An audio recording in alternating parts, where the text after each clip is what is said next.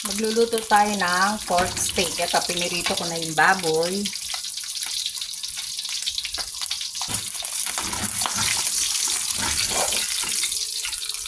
Alisin muna natin. Lagay natin ang sibuyas. Ito ang sibuyas.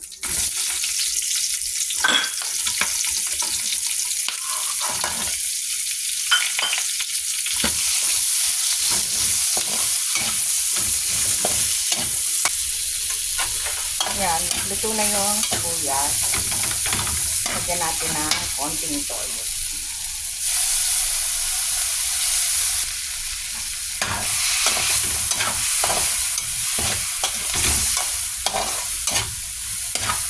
Lagay na rin natin. Nilagay ko na rin yung baboy.